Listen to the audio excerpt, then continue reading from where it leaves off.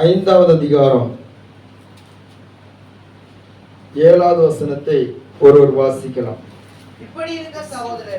இப்படி இருக்க சகோதரரே, கர்த்தர் வருமளவும் போதும். அல்லேலூயா, அல்லேலூயா.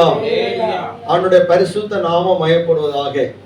இப்படி இருக்க சகோதரரே, கர்த்தர் வருமளவும் நீடிய பொறுமையா இருங்கள் என்று சொல்லி இந்த யாக்கோபு மிக நேர்த்தியாக சொல்லி இருக்கிறதை பார்க்க முடிகிறது. இந்த யாக்கோபு யார் என்று சொன்னால், ஆண்டவராய் இயேசு கிறிஸ்துடைய சொந்த சகோதரனாக இருக்கிறார். ஸ்தோத்திரம். இவர் தம்மை வெளிப்படுத்துகிற போது தன்னை அப்போஸ்தலன் என்றும் இயேசு கிறிஸ்துடைய ஊழியக்காரன் என்றும் தம்மை அறிமுகப்படுத்துகிறார். 1வது அதிகாரத்திலே அவர் சொல்லுகிற போது சோதனைகளை குறித்து சொல்லுகிறார், தேவ பக்தியை குறித்து சொல்லுகிறார். 2வது அதிகாரத்திலே சொல்லுகிற போது அவர் கிரியை உள்ள விசுவாசத்தை குறித்து சொல்லுகிறார். 3வது அதிகாரத்தை பார்க்கிற போது நாவை குறித்தும் தேவ ஞானத்தை குறித்தும் உலக ஞானத்தை குறித்தும் அவர் சொல்லுகிறதை பார்க்க முடிகிறது 3வது அதிகாரத்தில். 4வது அதிகாரத்தை பார்க்கும்போது உலக சிநேகத்தை குறித்தும் தேவ சிநேகத்தை குறித்து சொல்ல இருக்கிறது. 5வது அதிகாரத்தில் பார்க்கும்போது கர்த்தருடைய வருகை, இந்த உலகத்தின் ஐஸ்வர்யம் ஒன்று இருக்கிறது, அதே நேரத்தில் ஆண்டோடைய வருகை ஒன்று இருக்கிறது என்பதையும் பார்க்க முடிகிறது. அன்பானவர்களே, இந்த வசனத்திலே இந்த யாக்கோபு எழுதுகிற போது அவர் ஸ்தோத்திரம் ஆங்காங்கே இருந்த விசுவாசிகளுக்கும் தேவ சபையாருக்கும் அவர் எழுதுகிற போது ஒரு காரியத்தை சொல்கிறார். சகோதரரே, இப்படி இருக்க சகோதரரே, கர்த்தர் வருமளவும் நீடிய பொறுமையாயிருங்கள். அல்லேலூயா. இந்த நாளிலே நாம் தியானிக்க போகிற வார்த்தை நீடிய பொறுமை. நமக்கு ரொம்ப போராட்டமான ஒரு விஷயம். பொறுமையா இருக்கிறது அவசியமா இருந்தாலும் வேதம் நமக்கு ஒன்று கற்றுக் கொடுக்கிறது, நீடிய பொறுமையா இருங்கள் என்று சொல்லி நமக்கு கற்றுக் கொடுக்கிறது. அல்லேலூயா, ஆமென், ஸ்தோத்திரம். எல்லாவற்றிலையும் ஆண்டவர் நம்மிடத்தில் எதிர்பார்க்கிற காரியம் நாம் ஒரு நீடிய பொறுமை உள்ளவர்களாக இருக்கணும் என்று சொல்லி எதிர்பார்க்கிறார். ஸ்தோத்திரம். அவரும் நீடிய பொறுமை உள்ளவராகவே இருக்கிறார். சங்கீதத்தின் புஸ்தகம் 86வது சங்கீதம் 15வது வசனத்தை ஒருவர் வாசிக்கலாம்.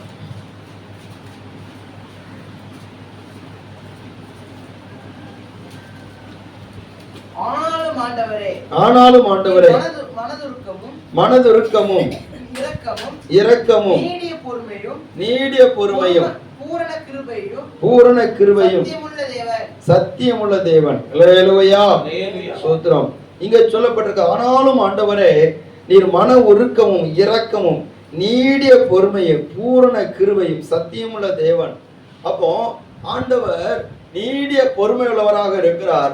அதே போலத்தான் கர்த்தர் நம்மை என்ன செய்றார்னு எதிர்பார்க்கிறார், நீடிய பொறுமை உள்ளவராக இருக்கணும். நமக்கு பொறுமை இருக்கிறது ரொம்ப முக்கியமான விஷயம். சில நேரத்துல பொறுமையை நம்ம இழந்து விடுகிறோம். அல்லேலூயா.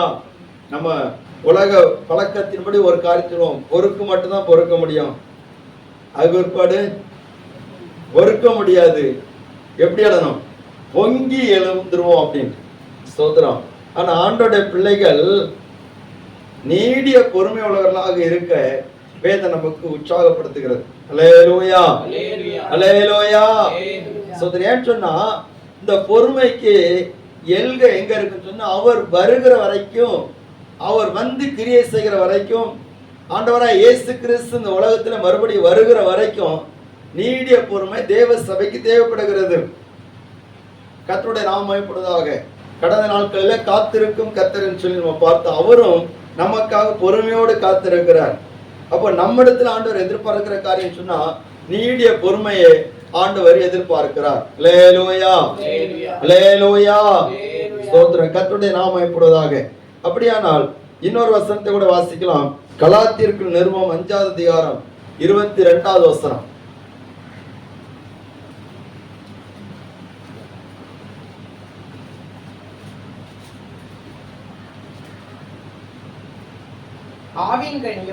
ஆவின் கனியோ அன்பு, சந்தோஷம், சமாதானம், நீடிய பொறுமை, தயவு, நற்குணம், விசுவாசம், சாந்தம், இச்சை அடக்கம், பிரமாணம் வேற ஒன்றும் இல்லை. அல்லேலூயா. மூணாவது சொல்லப்பட்டிருக்கிறது என்னது? நீடிய பொறுமை. ஆவின் கனிகள்ல ஒண்ணு என்னது? நீடிய பொறுமை. அப்போ யாக்கோபு சபைக்கு அதான் சொல்றாரு, நீங்க நீடிய பொறுமையுள்ளவர்களா இருக்கணும். ஏன்னு சொன்னா, நீங்க ஐஸ்வர்யான்களை பாக்குறீங்க, தரித்திரங்களை பாக்குறீங்க, அவங்களெல்லாம் நீங்க பார்க்கும்போது உங்களுக்குள்ளால வேற எந்த சிந்தனை வரக்கூடாது. ஏன்னு சொன்னா, எல்லாம் ஒரு நாள் அழிந்து விடும், எல்லாம் ஒரு நாள் ஸ்தோத்திரம் மாறிவிடும் இந்த உலகத்தை விட்டு. ஆனா அப்படின்னாலே கர்த்தர் வருகிற வரைக்கும் நீங்க எப்படி இருக்கணும்? நீடிய பொறுமை உள்ளவங்களா இருக்கணும். அல்லேலூயா, அல்லேலூயா. நம்முடைய சுபாவத்துல நம்ம பொறுமை உள்ளவங்களா இருக்கணும். நம்முடைய நமக்கு வர வேண்டிய நன்மைகளில பொறுமை உள்ளவர்களா இருக்கணும். நமக்கு எல்லா காரியத்திலையும் நம்ம நீடிய பொறுமையை ஒவ்வொரு நாளும் கடைபிடிப்போமானால் அதுவே தேவனுடைய நீங்காத ஆசீர்வாதத்தை நமக்கு கொண்டு வரும் என்பதை நாம் அறிந்து கொள்ள வேண்டும். கர்த்தருடைய நாமம் எப்பொழுதாக. இந்த யாக்கோபு அவர் நீடிய பொறுமை குறித்து சொல்லுகிற போது எந்தெந்த காரியத்துக்கெல்லாம் நீடிய பொறுமையுள்ளவர்களாக இருக்கணும் என்று சொல்லி அவர் மறுபடியும் அதே வசனத்துல சில காரியங்களை சொல்கிறார். வாசிக்கலாம். யாக்கோபு 5வது அதிகாரம் 7வது வசனம்.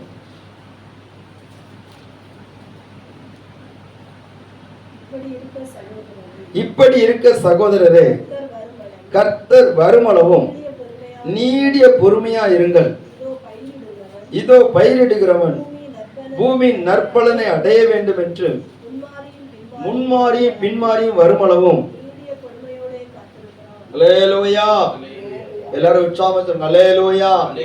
நம்ம சிலராக இருந்தாலும் ஆண்டவருடைய சமூகத்தில் நம்ம இருக்கிறோம். ஸ்தோத்திரம். பரலோகத்துக்கு போகிறது சிலருடைய கூட்டம் தான் போகும். ஸ்தோத்திரம். பலருடைய கூட்டங்கள் போகிறது கஷ்டம் தான். அல்லேலூயா. ஆமா, நிறைய இடத்துக்கு கூட்டமா போறாங்க. ஸ்தோத்திரம். தெய்வம் அல்லாதவர்கள் எல்லாம் தேடி தேடி ஓடுறாங்க. ஆனா ஸ்தோத்திரம், அவங்க எல்லாம் பரலோகத்துக்கு போவாங்களா? போக மாட்டாங்க. ஆனா ஜீவன்ல தேவனை தேடி அவரை ஆராதிக்க முடியாது கூடி இருக்கிற இந்த சின்ன கூட்டம் தான் பரலோகத்துக்கு போகும். அல்லேலூயா. ஒரு அல்லேலூயா. அல்லேலூயா. சந்தோஷமே இல்லையா? ஆமென். அல்லேலூயா. ஸ்தோத்திரம். கர்த்தர் உங்களை ஆசீர்வதிப்பார்.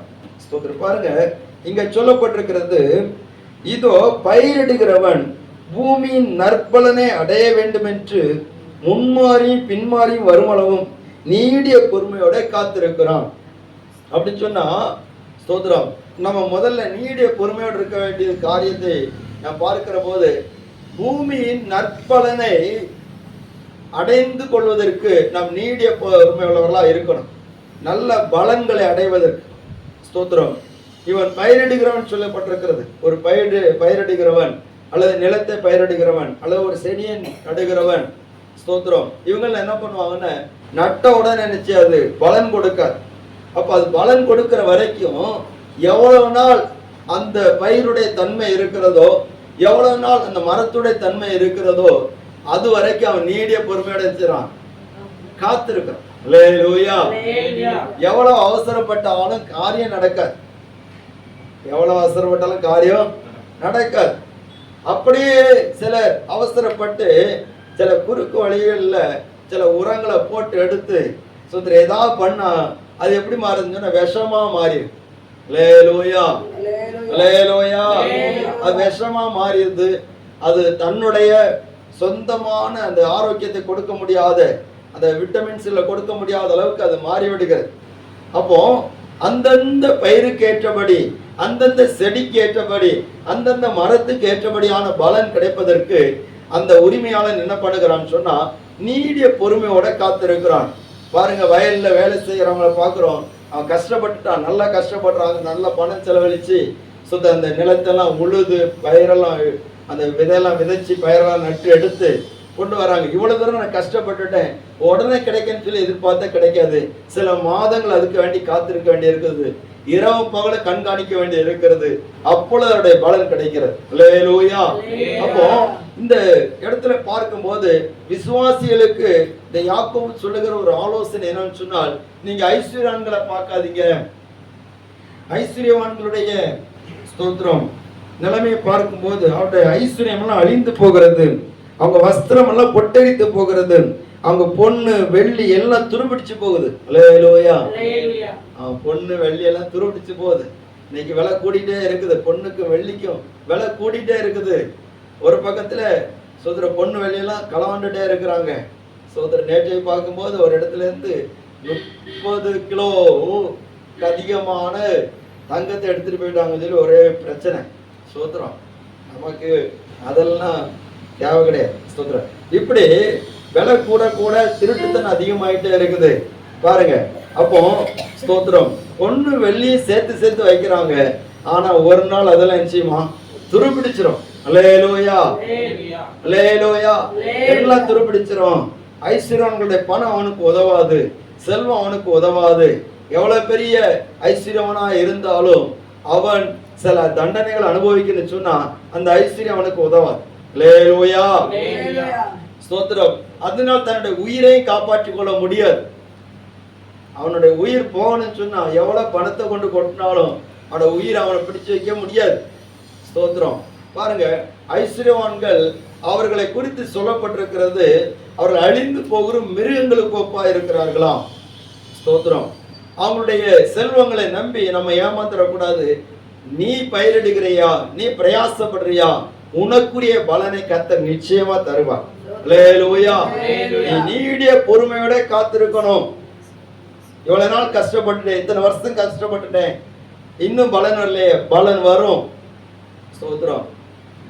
உங்க குடும்பத்துக்கு கேட்ட பலன் வரும், உங்க குடும்பத்துக்கு கேட்ட உயர்வு வரும். கொஞ்சம் காத்திருக்கணும். அவர் எப்ப தாராரோ அது வரைக்கும் நினைக்கணும். அல்லேலூயா, அல்லேலூயா.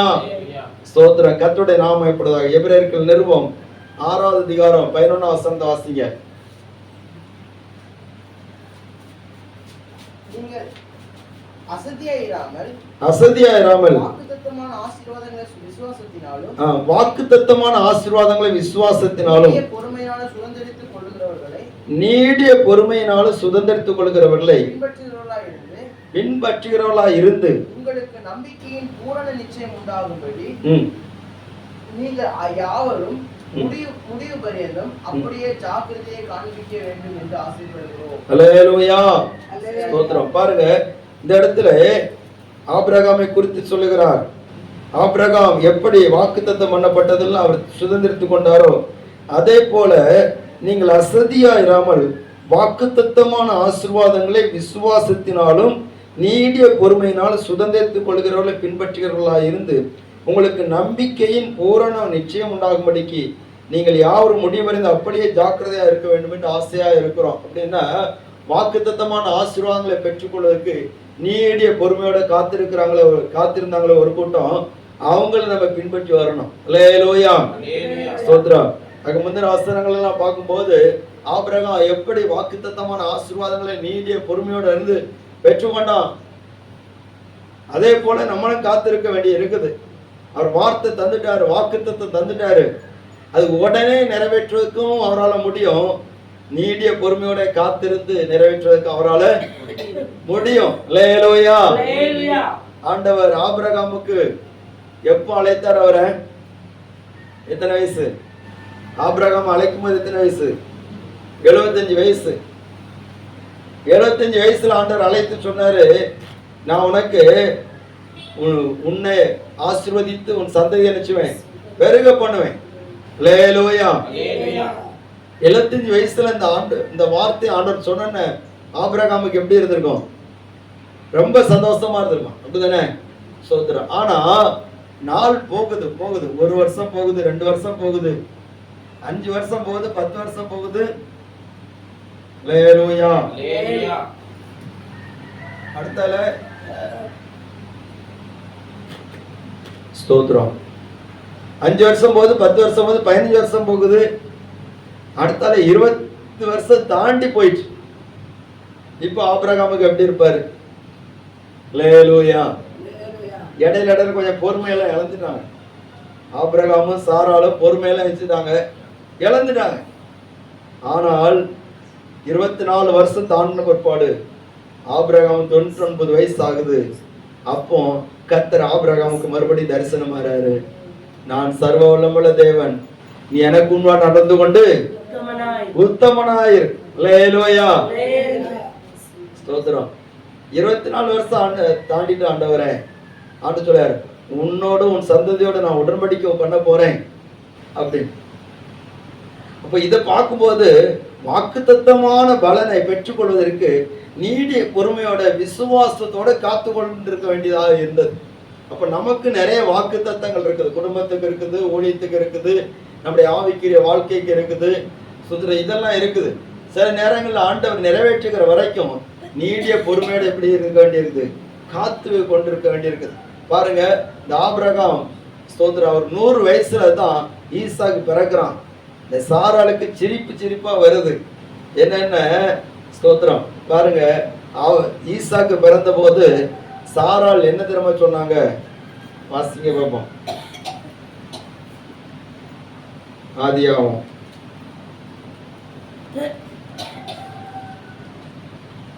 21வது அதிகாரம்.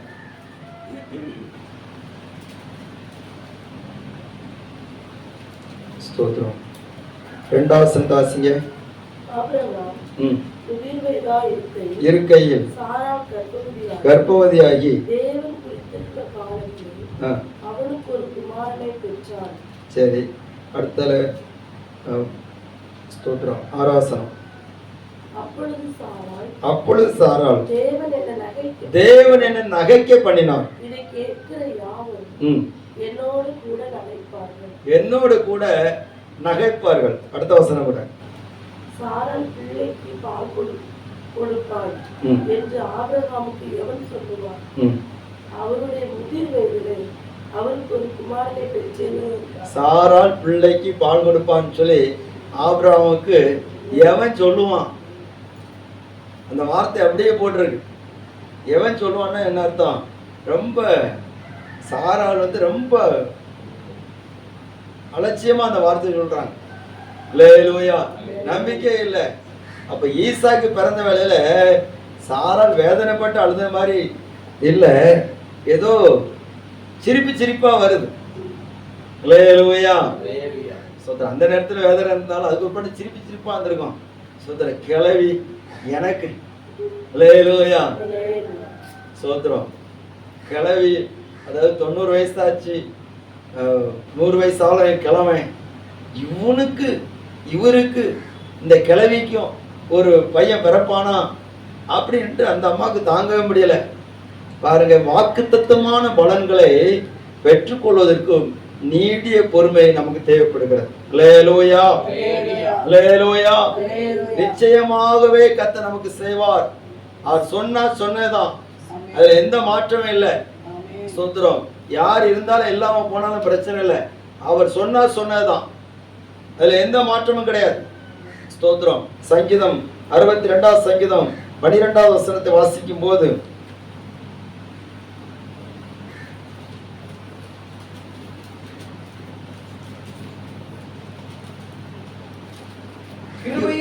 கிருபையும் உம்முடையது ஆண்டவரே, தேவரீர் அவனவன் செய்யத்தக்கதாக பலனளிக்கிறேன். அல்லேலூயா. ஸ்தோத்திரம். அப்போ நம்ம என்னெல்லாம் செய்கிறோமோ அதுக்குரிய பலனை கர்த்தர் அளிக்கிறார். ஸ்தோத்திரம். பாருங்க, நம்ம செய்யறதுக்கெல்லாம் பலன் அளிக்கிறார். பலன் அவரால் தான் அளிக்க முடியும். ஏன்னு சொன்னால் ஸ்தோத்திரம், 1 கொரிந்தியர் 3வது அதிகாரம் 7வது வசனம் 8வது வசனத்துல பவுல் சொல்லுகிற போது ஒரு காரியத்தை சொல்கிறார். வாசிக்கலாம். அப்படி இருக்க நடுகிறவனாலும் ஒன்றுமில்லை, நீர் பாய்ச்சுகிறவனாலும் ஒன்றுமில்லை, விளை செய்கிற தேவனாலே எல்லாம் ஆகும். பவுல் சொல்றாரு, நான் நட்டேன், அப்போலாம் தான் நீர் பாய்ச்சினான், ஆனா விளை செய்கிறது யாருதான்? தேவன். ஸ்தோத்திரம். நம்ம இத்தனை வருஷமா நம்ம நடுகிறோம், நீர் பாய்ச்சுகிறோம், உரம் போடுறோம், பிரயாசப்படுறோம். ஆனா விளைய செய்கிறது யாரு தான்? தேவன் தான் விளைய செய்யணும். நம்மளால விளைய செய்ய முடியாது. அல்லேலூயா, அல்லேலூயா. நம்ம எங்க இருந்தாவது ஆட்களை கொண்டு வந்து உட்கார வைக்க முடியாது. சோதரம். ஆனா அப்படி ஒரு கூட்டம் இருக்குது. சோதரம். ஒரு சபைக்கு போயிட்டு இருக்கிறவங்கள அப்படியே இழுத்து கொண்டு போய் அவங்க வச்சு பெருசா காட்டுறதுக்கெல்லாம் இருக்கிறாங்க. கடைசியில் அவங்களே சிதறடிச்சு அவங்களும் ஒரு ஊரா அலைவடைய நிலைமையில மாத்தி விட்டுறாங்க. சோதரம். நீங்க எல்லாரும் பாக்கியவான். அல்லேலூயா. கர்த்தர் உங்களை இந்த இடத்துல வைத்திருப்பதற்காக கர்த்தருக்கு ஸ்தோத்திரம். என்ன கர்த்தர் உங்களை ஸ்திரப்படுத்தி கொண்டே இருக்கிறார். அல்லேலூயா. உங்களுக்கு இதுக்குரிய பலன்களை கர்த்தர் நிச்சயமா தருவார். பாருங்க, இந்த இடத்துல பார்க்கும்போது பவுல் சொல்கிறார், நான் நட்டேன், அப்போல நீர் பாய்ச்சினான். நான் இந்த இடத்துல வசனங்களை சொல்லி உங்களை நான் கிறிஸ்துவுக்குள்ள உங்களை நட்டு எடுத்தேன். ஆனா உங்களை வளர்றதுக்கு அப்போல தன்னால் முடிந்ததை தேவன் தனக்கு வெளிப்படுத்தின காரியத்தை உங்களுக்கு சொல்லி வசனங்கள் நான் சொல்லி எடுத்து உங்களை திருஸ்தானப்படுத்தினான். ஆனா ஆண்டவர் தான் உங்களை விளைய செய்திருக்கிறார். ஸ்தோத்திரம். உங்களுக்கு அதுக்குரிய பலனை வைத்திருக்கிறார். தேவ பிள்ளைகளே, அப்ப நம்முடைய பிரயாசத்துக்கேற்ற பலனை அவர் தான் தரணும். அல்லேலூயா, அல்லேலூயா. அதே போல நம்முடைய கையின் பிரயாசங்கள் அதுக்குரிய பலனை அவர் தான் தரணும். நம்மளும் போய் எங்க போய் நினைச்சு முடியாது, எடுக்க முடியாது. அவர் தான் கைகளின் பிரயாசத்தை ஆசீர்வதிக்கணும். ஸ்தோத்திரம். அது அந்தந்த நேரத்துக்கு வேண்டிய மழையையும் முன்மாறியையும் பின்மாறியும் செய்யணும். அவர் பெய்யும் அளவும் காத்திருக்கணும். அல்லேலூயா. அந்த முன்மாறி பின்மாறி பெய்துன்னு சொன்னா நிச்சயமா நம்ம பிரயாசம்லாம் அப்படி எழும்ப ஆரம்பிச்சு, அதெல்லாம் முளைச்சி எழும்ப ஆரம்பிச்சு. ஸ்தோத்திரம். அருமையான தேவனுடைய பிள்ளைகளே, அது வரைக்கும் நீடிய பொறுமையோட நம்ம அவருக்காக காத்திருக்க வேண்டிய அவசியம் நமக்கு இருக்கிறது. பாருங்க, ஒரு அம்மா ஜோமனை போனாங்க. அந்த அம்மா ஜோமனை போகும்போது அந்த ஸ்தோத்திரம் முதல்ல அந்த ஊர்ல நியாயாதிபதி இடத்துல போய், அநீதியுள்ள நியாயாதிபதி அவன்கிட்ட போய் தனக்கு தன்னுடைய எதிராளிக்கு இருந்த வழக்கை குறித்து விசாரிக்க கேட்ட போது அவன் என்ன செய்யல, பதிலே கொடுக்கல. ஆனாலும் விட்ட பாடு இல்லை. மறுபடியும் அவள் போய் அலட்டி கொண்டே இருக்கிறான். அவன் சொல்லுகிறான், நான் தேவனுக்கு பயப்படாதவன், நான் மனுஷனை மதிக்காதவன். கவனிங்க. அல்லேலூயா. தேவனுக்கு பயப்படாதவன், மனுஷனை மதியாதவன். ஆனாலும் கூட என்ன இந்த ஸ்திரீ சும்மா வந்து தொந்தரவு பண்ணிட்டே இருக்கிறா. நான் இவளுக்கு பதில் கொடுத்தால் ஒழிய என்னை விட மாட்டா அப்படின்ட்டு அவன் என்ன பண்ணான்னா, இவளுக்கு நான் எப்படியா நியாயம் செய்வேன்னு சொல்லி அவன் நியாயம் செய்தான். ஆண்டவர் சொல்லுகிறாரு, அநீதி உள்ள அந்த நியாயாதிபதி சொன்னதை நீங்க கேட்டீங்களா?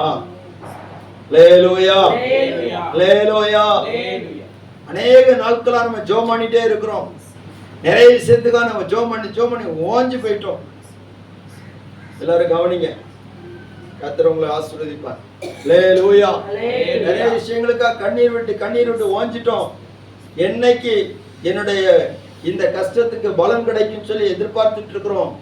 ஒரு காலத்துல நம்ம நிறைய கஷ்டப்பட்டு இருக்கிறோம். ஆனா அதுக்குரிய பலன் எப்ப கிடைக்கும் எதிர்பார்த்துட்டு இருக்கிறோம். நீடிய பொறுமையோடு இருந்தால் கர்த்தர் ஏற்ற நேரத்துல அவருடைய முன்மாறிய பின்மாறிய ஊற்றுவார். அப்பொழுது அதுக்குரிய பலனை அவர் தருவார். அல்லேலூயா, அல்லேலூயா. ஸ்தோத்திரம். லூக்காவின் சுவிசேஷம் 18வது அதிகாரம் 7வது வசனத்தில் ஆண்டவர் இயேசு சொல்லுகிற போது வாசிங்க.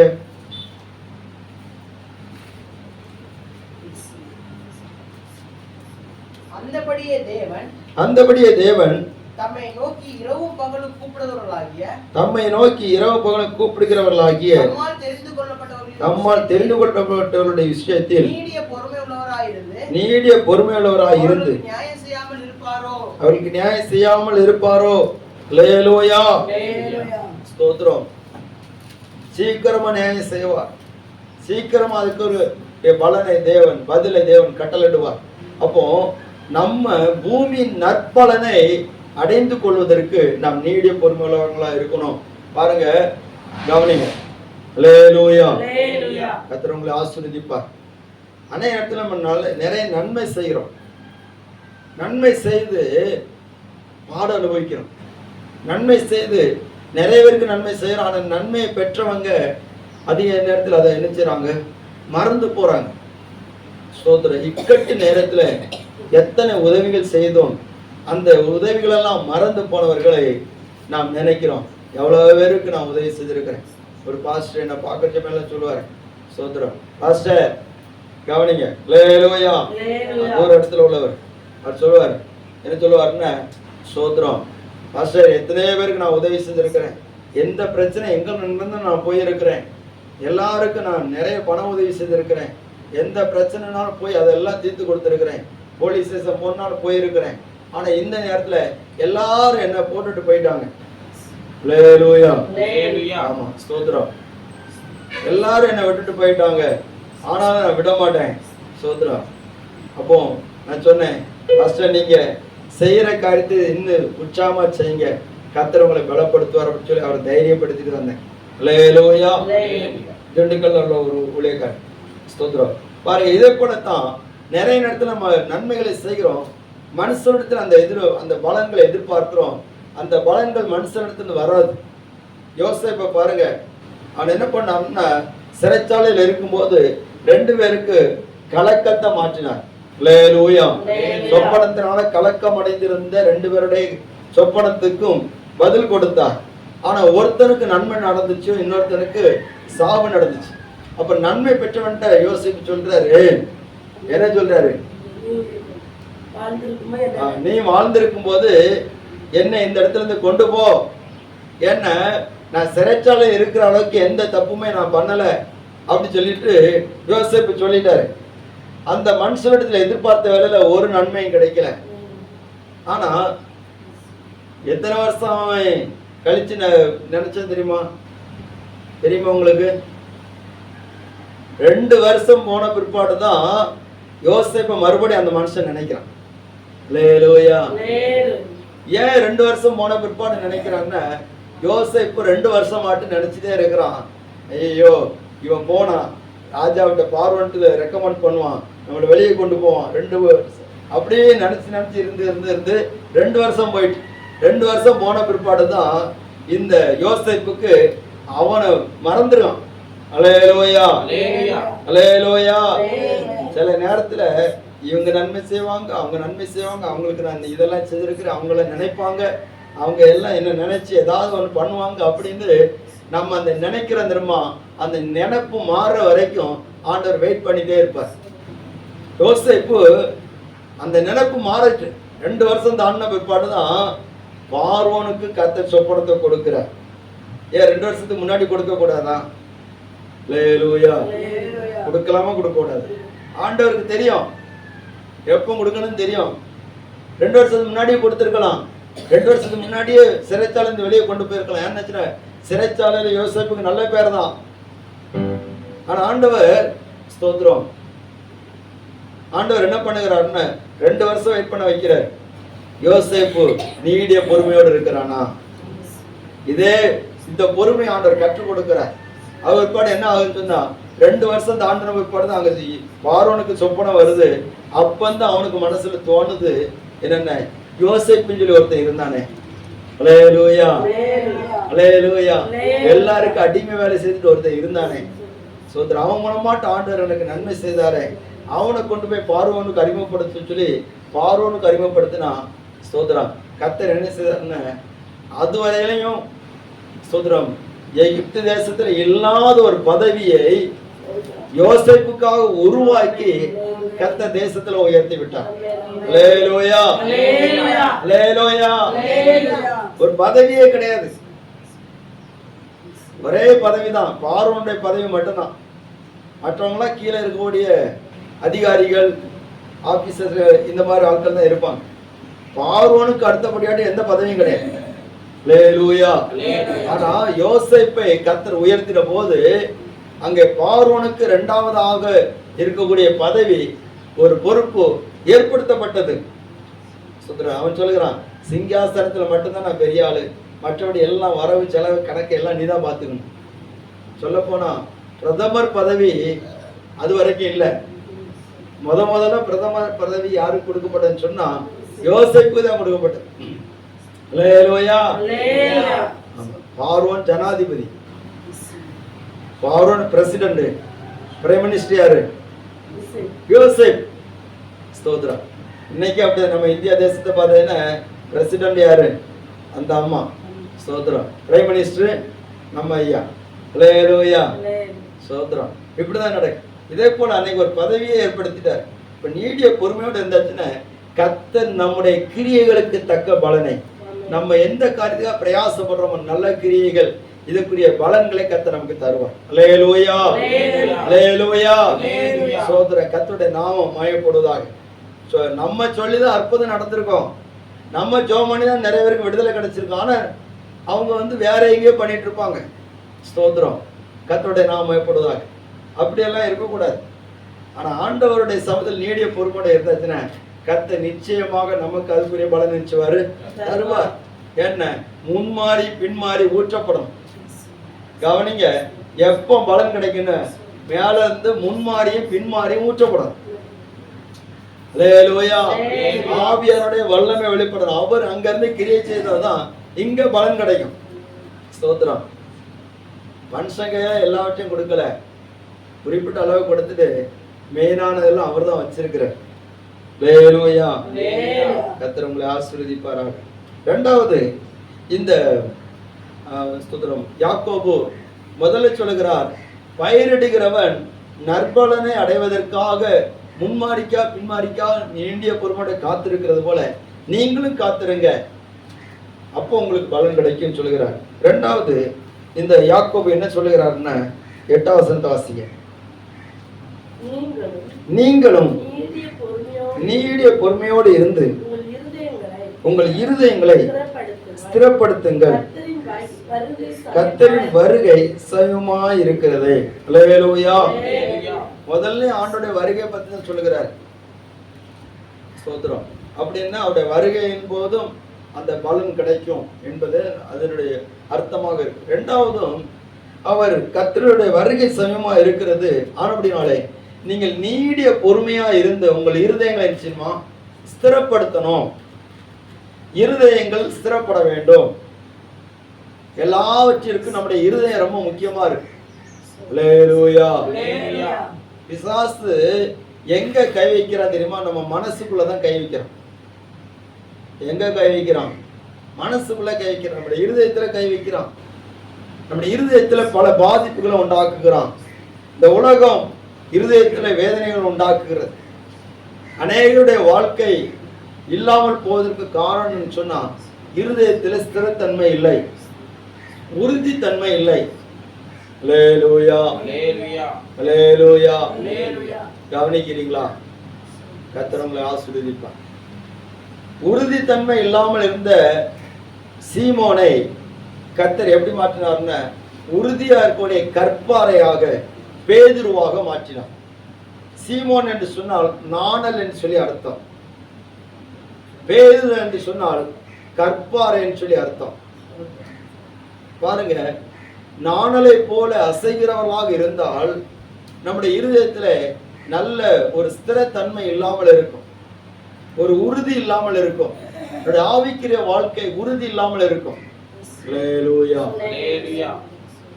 எந்த காரியம் செய்தாலும் சரி இருதயத்துல ஒரு ஸ்திரம், இருதயத்துல ஒரு வைராக்கியம், ஒரு தைரியம், ஒரு உறுதி நமக்கு தேவைப்படுகிறது. அந்த உறுதி இல்லாமல் இருக்கும்போது ஆண்டவர் நமக்காக கிரியை செய்ய முடியாது. ஸ்தோத்திரம். எரேமியாவின் புஸ்தகம் 17வது அதிகாரம் 8வது வசனம்.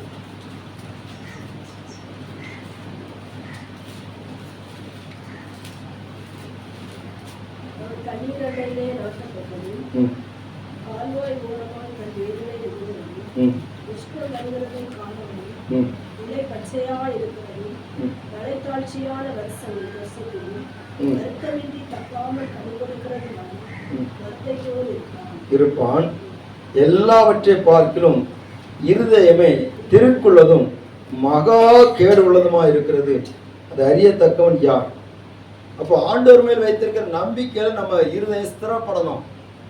அப்படி நம்பிக்கையில ஸ்திரப்படுகிற போது என்னென்ன ஆசீர்வாதங்கள் சொல்லி நம்ம இப்ப வாசிச்சோம்.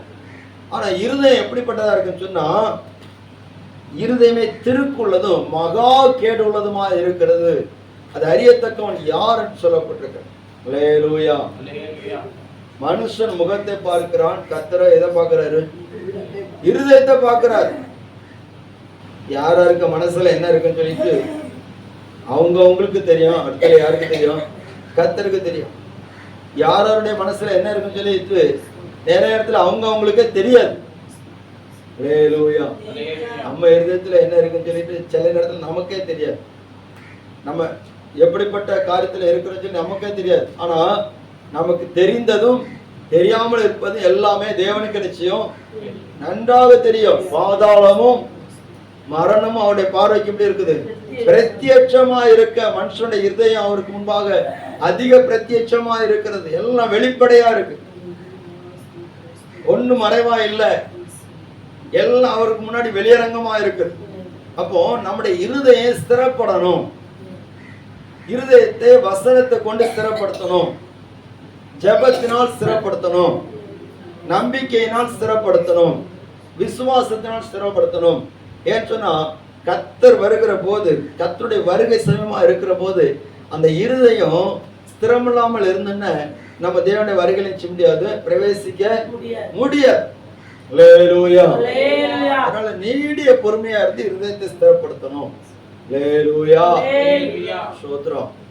நீடிய பொறுமையா இருந்து இருதயத்தை ஸ்திரப்படுத்தும் சொல்ல பார்க்க முடிகிறது. ஸ்தோத்திரம். எரேமியா 15வது அதிகாரம் 15வது வசனத்தை ஒருத்தர் வாசிங்க.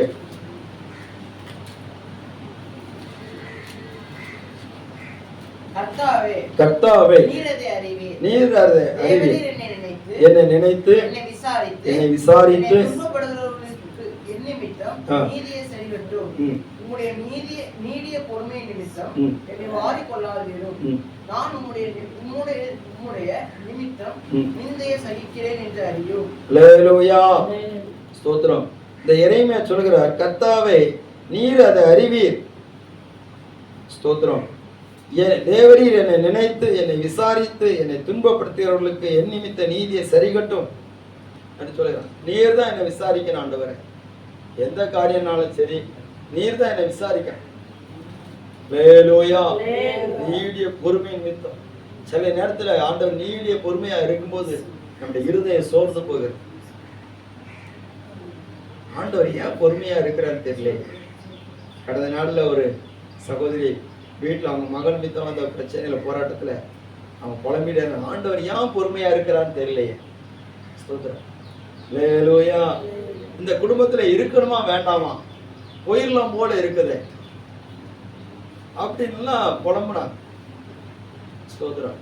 கடைசியில ஆண்டவர் பொறுமையா இருந்தக்கூடிய பலனை கற்றுக் கொடுத்தார். பாருங்க, சில நேரத்துல சில போராட்டங்கள் வரும்போது நம்மளால இருதயம் ஸ்திரப்பட முடிய மாட்டேங்குது. இப்படி முடிவெடுத்துருமோ அப்படி முடிவெடுத்துருவோமா, நம்ம முடிவெல்லாம் எடுக்கக்கூடாது. அல்லேலூயா. அவர் தான் முடிவெடுக்கணும். நம்ம வேலை என்னன்னா நீடிய பொறுமையா இருக்கிறது அவருக்கு நம்ம வேலை. சொல்றான், அவர் தான் முடிவெடுக்கணும். அப்போ நிறைய நேரத்தில் நம்முடைய இருதயம் ஸ்திரம் இல்லாமல் இருக்கக்கூடாது. நம்முடைய இருதயத்தை ஸ்திரப்படுத்துகிறது தேவனுடைய வேலை. பாருங்க, ஆபிரகாம் 25 வருஷம் நீடிய பொறுமையோடு இருந்தார். அல்லேலூயா. வேதம் சொல்லி இருக்கிறது, ஆபிரகாம் தேவனை விசுவாசித்தான், அது அவனுக்கு நீதியாக எண்ணப்பட்டது. இப்ப நம்ம எந்த அளவுக்கு இருதயத்தை ஸ்திரப்படுத்தி நீடிய பொறுமையோடு இருக்கிறோமோ அந்த அளவுக்கு ஆண்டவர் நம்முடைய நீதியை எண்ணுவார். ஸ்தோத்திரம். இன்னைக்கு அநேக நேரத்தில் இருதயம் ஸ்திரப்பட முடிய மாட்டேங்குது. பாருங்க, ஸ்தோத்திரம். சிலரை பார்த்தீங்கன்னா சபைக்குள்ள இருக்கிற போது கூட ஒரே சபையில கர்த்தர் ஆராதித்து கொண்டிருக்கிற போது அவங்க இருதயம் அப்படியே ஸ்திரப்பட்டு வசனத்துல ஸ்திரப்பட்டு இருக்கும். சிலர் ஓட ஆரம்பிச்சிருக்காங்க, ஓடிக்கிட்டே இருக்கிறாங்க. ஏதாவது ஒரு இடத்துல ஸ்திரமா இருக்க முடியுதுன்னா இருக்கவே முடிய மாட்டேங்குது. அல்லேலூயா. அல்லேலூயா. என்ன பிசாசு ஸ்திரப்பட விட மாட்டான். ஒரு செடியை நட்டுட்டு மறுபடியும் பிடிங்கி ஒவ்வொரு இடமா நட்டுட்டு இருந்தாச்சுன்னா அந்த செடியும் பலன் கொடுக்காது, நடுறவனும் வேஸ்ட். அல்லேலூயா. சோத்திரம். கர்த்தருடைய நாமம் மகிமைப்படுவதாக. ஸ்திரப்படணும். ஒரு பலன் கிடைக்கணும்னு சொன்னா நம்முடைய இருதயம் ஸ்திரமா இருந்தாதான் பலன் கிடைக்கும். நீடிய பொறுமையுள்ளவர்களா இருந்து இருதயம் ஸ்திரப்படும். ஏன்னு சொன்னா ஆண்டவர் வருகிற நாள்ல நிறைய பேருடைய விசுவாசம் இருக்காது. அல்லேலூயா. நிறைய பேருக்கு ஆண்டவர் மேல அன்பே இருக்காது. ஆண்டவர் மேல என்ன இருக்காது? அன்பே இருக்காது. ஸ்தோத்திரம். அந்த இருதயம் கர்த்தருக்காக காத்திருக்கிற அந்த தன்மையை விட்டு விலகி போயிடும். அதனாலதான் அந்த இருதயம் ஸ்திரப்படணும்னு சொல்லப்பட்டிருக்கு. கர்த்தருடைய வருகை சமயமா இருக்கிறதுன்னு சொல்லி பார்க்கிறோம். அல்லேலூயா. ஸ்தோத்திரம். முன்னாடி கேள்விப்பட்ட ஒரு கதை உங்களுக்கு ஒருவேளை தெரிந்திருக்க வாய்ப்புண்டு. அதாவது 2 ராணுவ வீரர்கள் அவர்களுக்காக கவனிங்க, அல்லேலூயா, திருமணம் நிச்சயிக்கப்பட்டிருந்தது. 2 பெண்களை திருமணத்துக்கு நிச்சயித்திருந்தார்கள். 2 பேரும் ராணுவ வீரர்களா இருக்கிறபடினாலே திடீரென்று அவர்களுக்கு கொடுக்கப்பட்ட விடுப்பிலிருந்து அவர்களுக்கு அழைப்பு வந்தது. மேல் அதிகாரிகள் கூப்பிட்டார்கள், இப்படி ஒரு யுத்தம் வந்திருக்கிறது, அதனால விடுப்புல இருக்கிறவங்கலாம் கட்டாயம் நீங்கள் பணியில வந்து சேர வேண்டும், நம்முடைய கடமை மிகுந்த அதிகமா இருக்கிறன்னு சொல்லி அழைப்பு கொடுத்தபடினாலே இந்த 2 ராணுவ வீரர்களுமே போய்விட்டார்கள். 2 ராணுவ வீரர்களும் போய்விட்டார்கள். யுத்தம் நடந்தது. ஒரு நாள் முடியும் சொல்லி பார்த்தால் சில மாதங்கள் தாண்டினது. சில மாதங்களிலே முடியும் சொல்லி பார்த்தால் சில ஆண்டுகள் கூட தாண்டி விட்டது. இந்த நியமிக்கப்பட்டிருந்த இந்த 2 பெண்களும், அல்லேலூயா, கவனிங்க, 2 பெண்களும் காத்திருந்து பார்த்தார்கள். அதுல ஒருத்தினுடைய குடும்பத்தில் உள்ளவர்கள் சொன்னார்கள், போனவன் ராணுவத்துக்கு போயிட்டான். அது எதுக்கு போனான்? யுத்தத்துக்கு போனான். நிறைய பேர் செத்து போனதாக தகவல் வருகிறது.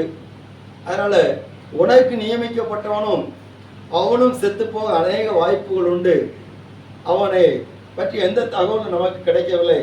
ஆனபடினால் நீ என்ன பண்ணு, சோத்திரம், இன்னொருவனை உனக்கு நாங்கள் நியமித்து வைக்கிறோம் சொல்லி திருமணத்தை செய்து கொடுத்து விட்டார்கள். ஆனால் இன்னொருத்தி இருந்தால் அவள் என்ன பண்ணான்னா, அவளிடத்தில் சொல்லப்பட்டது, ஆனால் அவள் அதை ஏற்றுக்கொள்ளவில்லை. அவளுடைய இருதயத்தில் சொல்லப்பட்ட, அவளுடைய இருதயம் ஸ்திரமாக இருந்தது. என்னன்னு சொன்னா, எனக்கு நியமிக்கப்பட்டவன் வருவான், அல்லேலூயா, என்னுடைய மணவாளன் வருவான், அவன் யுத்தத்துக்கு போயிருக்கிறான், நிச்சயமாக வருவான், நான் ஜெபம் பண்ணிட்டு இருக்கிறேன், நிச்சயமாக என் ஆண்டவர் என்னை கைவிட மாட்டார், என்னுடைய ஸ்தோத்திரம் நம்பிக்கை வீணாக்க மாட்டார் சொல்லி அவள் நம்பிக்கையோடு காத்திருந்தாள். அவள் காத்திருந்து சரியான சாப்பாடு இல்லை. அவளுடைய இருதயம் எல்லாம் ரொம்ப, இருதயம் மட்டும் ஸ்திரமா இருக்குது, சரீரம் எல்லாம் வெளியே ஆரம்பித்து விட்டது. ஸ்தோத்திரம், அல்லேலூயா. எல்லாரும் கவனிக்கிறீங்களா? அல்லேலூயா. பாருங்க, அவளை திருமணத்துக்காக நியமிக்கப்பட்டிருந்த போது இருந்த அழகு நாளுக்கு நாள் போய்கொண்டே இருந்தது.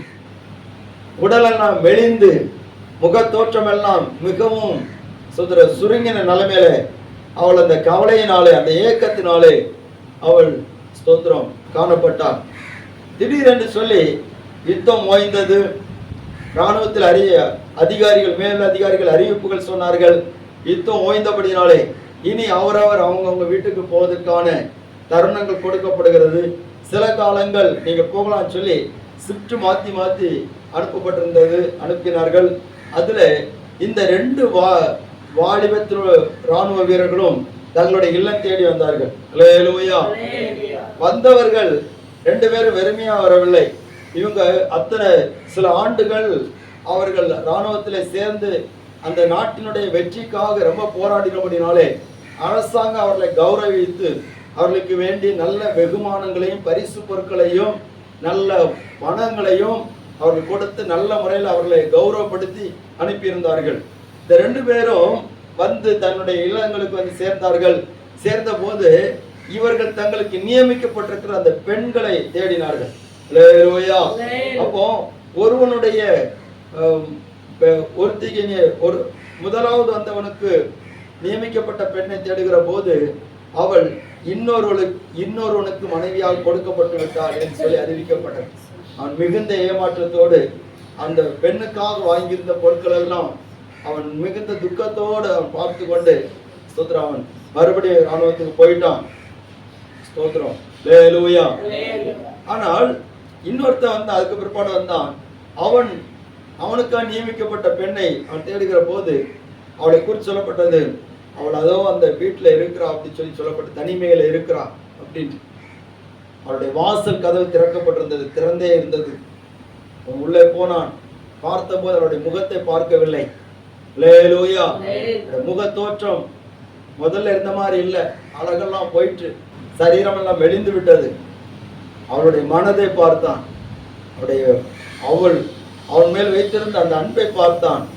உடனே அவளுக்கு அவளை தன்னுடைய சொந்தமாக்கி கொண்டான். அதுவரையில் இருந்த கவலை மாறினது. மறுபடியும் அந்த உடல் தேர ஆரம்பித்தது. அல்லேலூயா. தேவ பிள்ளைகளே, நம்முடைய இருதயம் நம்முடைய இரட்சகராகிய இயேசு கிறிஸ்து வருகிற வரைக்கும் ஸ்திரமா இருக்கணும். உலகத்தின் மேல் ஆசை வச்சு போயிடக்கூடாது. உலக ஆசை, உலக சிநேகம் தேவனுக்கு விரோதமான பகை. ஆண்டவரை நேசிக்கிறதை விட்டுட்டு வேற எதை நேசிச்சுட்டு இருக்க கூடாது. யாக்கோபு 4 அதிகாரத்துல சொல்றாரு, விபச்சாரிகளே, உலக சிநேக தேவனுக்கு விரோதமான பகை என்று அறியீர்களா? அல்லேலூயா. உலகத்தை சிநேகிக்கிறவங்க தேவனுக்கு பகைஞரா இருக்கிறாங்க. ஸ்தோத்திரம். அப்போ ஆண்டவர் நம்ம என்ன எதிர்பார்க்கிறார்? நம்ம இன்னும் அவரை நினைச்சணும், நேசிக்கணும். அவர் மேல அன்பு அதிகமா வைக்கணும், உண்மையான அன்பு வைக்கணும்.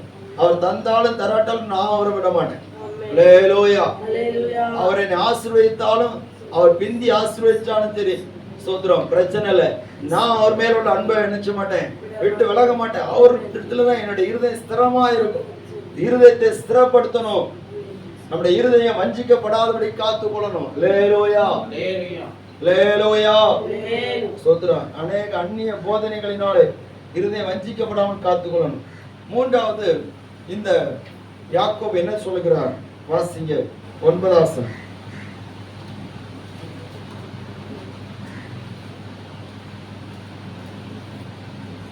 5 அதிகாரம் 9 வசனம். சகோதரரே, நீங்கள் நியாயத்தீர்க்கப்படாதபடிக்கு ஒருவருக்கு விரோதமாய் முறையிடாதிருங்கள். அல்லேலூயா. முதல்ல சொல்லுகிறாரு, பலனை கொடுப்பதற்கு அவர் வருகிறார், நீடிய பொறுமையாயிருங்கள். இரண்டாவது சொல்லுகிறார், இருதயத்தை ஸ்திரப்படுத்துங்க, அவருடைய வருகை சமீபமா இருக்கிறது.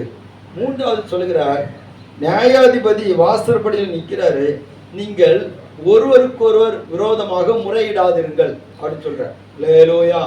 அப்படின்னா சோத்திரம், அவன் தப்பு பண்ணிட்டான், இவன் தப்பு பண்ணிட்டான், அவன் எதை பண்ணிட்டான், இவன் எதை பண்ணிட்டான், அது சொல்ல வேண்டிய அவசியம் நமக்கு இல்லை. சோத்திரம். எல்லார்ட்டையும் தப்பு நினைச்சது இருக்கதான் செய்யுது. யாரும் நிறைவுள்ளவங்க கிடையாது. அல்லேலூயா. வசனத்தை பேசுறவங்ககிட்டையும் குறை இருக்கதான் செய்யுது. யாரும் யாரை பத்தியும் குறை சொல்ல வேண்டிய அவசியம் இல்லை. வேதம் நமக்கு அதுக்கு இடம் கொடுக்கல. குறை சொல்லன்னு சொன்னா இயேசு மட்டும் தான் சொல்லணும். ஸ்தோத்திரம். ஒரு பாவத்திலே பிடிக்கப்பட்டிருந்த ஒரு ஸ்திரியை இயேசுக்கு முன்னாடி கொண்டு வந்து நிறுத்திட்டு எல்லாரும் சொல்றாங்க, ஸ்தோத்திரம், ஆண்டவரே, இந்த ஸ்திரீ பாவியான ஸ்திரீ, இவ பாவம் செய்யும்போது கை மையமா நாங்க பிடிச்சிட்டோம், இவள் என்ன பண்ணணும் அப்படின்ட்டு நிக்கிறாங்க. அப்ப இயேசு சொல்றாரு, உங்களில் பாவம் இல்லாதவன் முதலாவது கள்ளத்திக்கரையன். அல்லேலூயா. ஆண்டவரை மாதிரி ஞானமா பதில் சொல்ல யாருமே கிடையாது. அழகா சொல்றேன். இந்த பதில் அவங்க எதிர்பார்த்திருக்க மாட்டாங்க. ஒண்ணுல கல்லெறிஞ்சாச்சுன்னா ரோம அரசாங்கத்திட்ட பிடிச்சு கொடுத்துடலாம். கல்லெறியா விட்டா நியாயப்பிரமாணத்தின்படி அவரை குற்றம் சாட்டிடலாம். அப்போ இயேசு அழகா பதில் சொல்றாரு, உங்களில் பாவம் இல்லாதவன் முதல் கள்ளத்திக்கரையன். ஸ்தோத்திரம். பாருங்க, இயேசு கூட அவளை குற்றம் சாட்டல். அல்லேலூயா. நம்ம யார குற்றச்சாட்டுக்கு இருக்குது? ஸ்தோத்திரம். ஒருவருக்கொருவர் விரோதமாக முறையிடாதிருங்கள் என்று சொல்லப்பட்டிருக்கிறது. ரோமர்கள் நிருபம் 2வது அதிகாரம் 4வது வசனம்.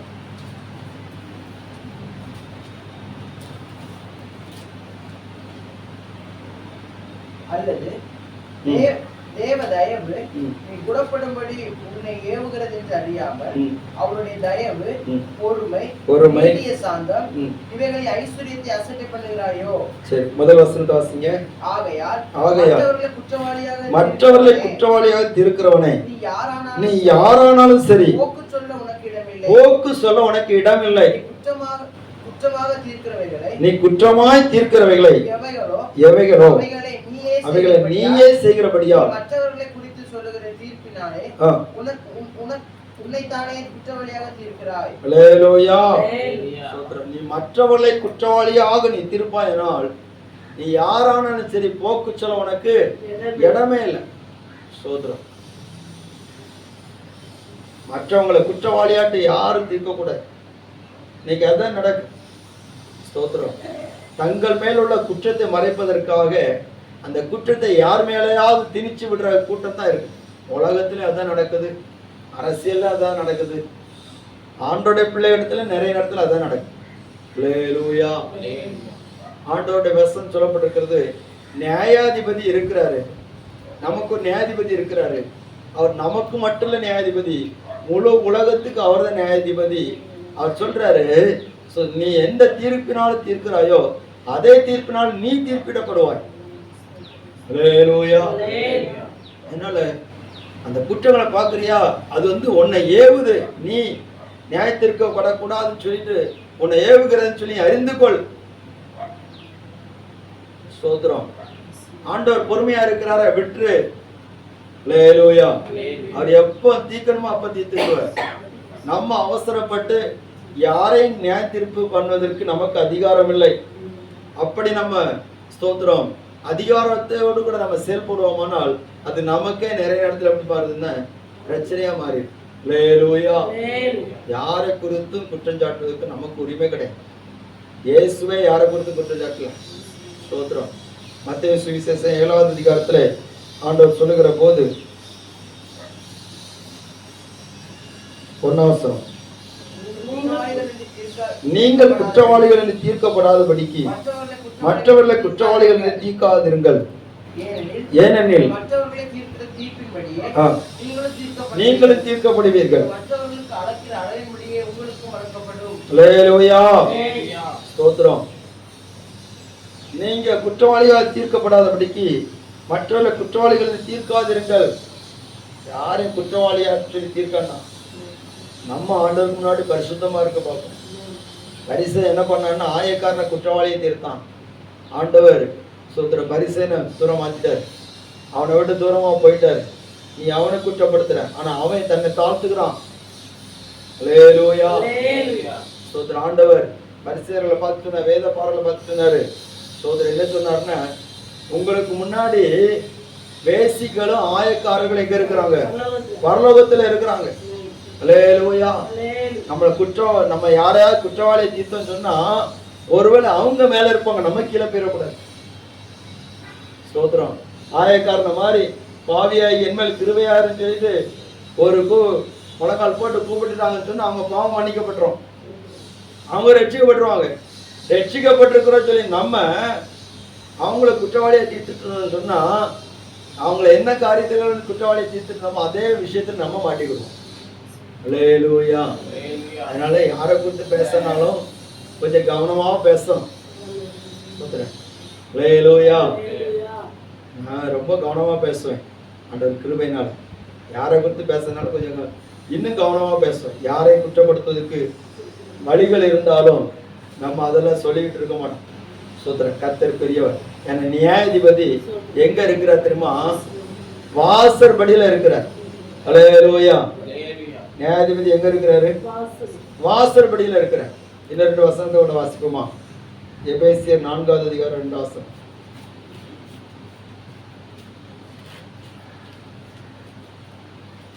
இன்னொருத்தர் கொலோசியர் 3வது அதிகாரம் 12 வசனம் 13 வசனம். மிகுந்த மனத்தாழ்மையினால் சாந்தமும் நீடிய பொறுமையும் உடையவர்களாய். கவனிங்க, நீ மிகுந்த மனத்தாழ்மை, சாந்தம், நீடிய பொறுமையும் உடையவர்களாய் அன்பினால் ஒருவரை ஒருவர் தாங்கணும். அல்லேலூயா. அப்போ ஒருவருக்கு ஒருவர் குற்றஞ்சாட்ட கூட ஒருத்தருக்கு ஒருத்தர் தாங்கணும். ஸ்தோத்திரம். அடுத்த கொலோசியர் 3வது அதிகாரம் 12 வசனம் 13 வசனம்.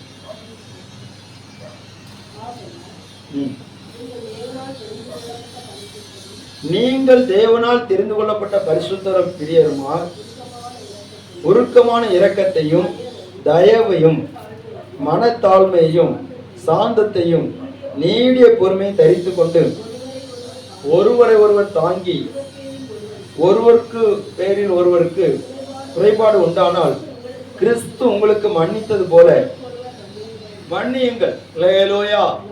ஒருத்தருக்கு ஒருத்தர் எஞ்சணுமா மன்னிக்கணும். வசனம் எல்லாம் நமக்கு தெரியுது. அப்போ ஒருத்தருக்கு ஒருத்தர் குற்றம் சாட்டக்கூடாது. சோதரம் அவங்க சரியில்லை இவங்க சரியில்லைன்னு சொல்லி சொல்லக்கூடாது. முறையிடக்கூடாது. சோதரம் ஹல்லேலூயா. மாட்டி விடக்கூடாது. சரி அவங்க வந்து மாட்டி விட்டுருவாங்க. இப்படி பண்ணா அப்படி பண்ணா அதெல்லாம் மாட்டக்கூடாது. ஏன்னா நியாயாதிபதி நம்ம வாசற்படியில நிற்கிறார். கடைசியாக ஒரு காரியம் மட்டும் சொல்லி நம்ம ஜெபிக்க போறோம். யாக்கோபு 3வது அதிகாரம் 10 11 வசனம்.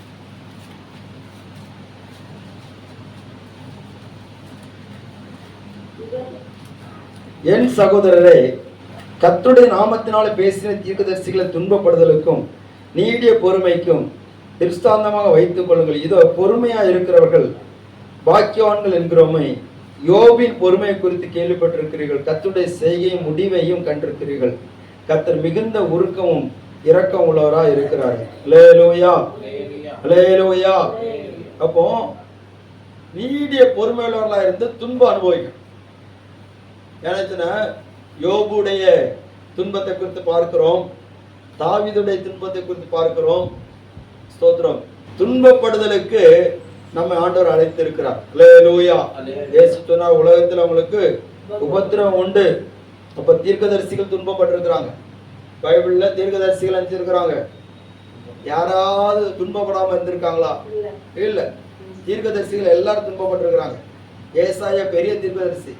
அவரை மனாசே பிறக்குக்கு முன்னாடி எசேக்கியாவுக்கு தீர்க்க தரிசனம் சொல்லி உன் கண்ணீரை கண்டேன் உன் விண்ணப்பத்தை கேட்டேன் என்று சொல்லி தீர்க்க தரிசனம் சொல்லி எசேக்கியாவை உயிர் பிழைக்க வைத்த நல்ல ஒரு தீர்க்கதரிசி. அவருடைய மகன் மனாசே என்ன பண்ணான்னா வாளால ரெண்டா வெட்டி அடிச்சுட்டான், கொண்டு போட்டான். ஹல்லேலூயா. சோத்திரம். எரேமியா தீர்க்கதரிசி பெரிய தீர்க்கதரிசி. அவரை கொடுமைப்படுத்தினாங்க, குழியிலெல்லாம் தூக்கி போட்டுறாங்க. எசேக்கியேல் தீர்க்கதரிசி அவரும் பெரிய தீர்க்கதரிசி. அவரு சிறைச்சாலையில் இருந்தார். தானியேல் பெரிய தீர்க்கதரிசி. அவரும் சோத்திரம் ரொம்ப கஷ்டப்படுத்தினாங்க. சிங்க கப்பில போட்டாங்க. ஹல்லேலூயா. நிறைய பரீட்சை வைக்கப்பட்டது. ஆனா எல்லாத்துலயும் அவங்கள ஜெயம் பெற்றாங்க. அப்போ தீர்க்கதரிசிகள் அதே போல பரிசுத்தவான்கள். யோபு நீதிமான் உத்தமன். அவனும் வேதனைப்பட்டான். நீதிமானா இருந்தா உத்தமனா இருந்தா வேதனை வரான்னு சொல்லிட்டு யாரும் சொல்ல முடியாது. அவங்களுக்கு தான் அதிக வேதனை வரும். ஹல்லேலூயா. பொறுமையா இருக்கிறவர்கள் பாக்கியவான்கள் என்கிறோமே. யோபினுடைய பொறுமையை குறித்து கேள்விப்பட்டிருக்கிறீர்கள். கர்த்தருடைய செய்யும் முடிவையும் கண்டிருக்கிறீர்கள். பாருங்க. சோத்திரம். அருமையானவர்களே, நம்மள ஆண்டவர் அதுக்கு தான் வச்சிருக்கிறார். பாடுகள் வேதனைகள் இதெல்லாம் நம்ம பொறுமையோட சகிக்கணும். சோதனை சகிக்கிற மனுஷன் பாக்கியம் நான் உத்தமன் என்று விளங்கின பின்பு கர்த்தர் தமிழத்தில் அன்பு குறிகளுக்கு வாக்குத்தத்தம் பண்ணின ஜீவகிரகத்தை நிச்சயமான் பெறுவான். உபத்திரம் தான் நம்மளை பூர்ணப்படுத்துகிறது. நம்ம எல்லாரும் ஜெபிக்க போறோம். அப்போ முதல்ல பலன் அனுபவிப்பதற்கு நாம் நீடிய பொறுமையுள்ளவர்களா இருக்கணும். இரண்டாவது நம்முடைய இருதயத்தை ஸ்திரப்படுத்துவதற்கு நீடிய பொறுமையோடு இருக்கணும். மூன்றாவது ஒருவருக்கொருவர் முறையிடாதபடிக்கு தாங்குறதுக்கு நம்ம நீடிய பொறுமையுள்ளவர்களா இருக்கணும். நான்காவது துன்பப்படுதலுக்கு நீடிய பொறுமையுள்ளவர்களா இருக்கணும். நம்ம எல்லாரும் ஜெபிப்போமா? ஸ்தோத்திரம். நீடிய பொறுமையோடு இருந்தால் நல்ல பலன் கிடைக்கும். நீடிய பொறுமையோடு இருந்தால் நம்முடைய இருதயம் ஸ்திரப்படும். நீடிய பொறுமையோடு இருந்தால் நாம் ஒருவருக்கு ஒரு முறையிட மாட்டோம்.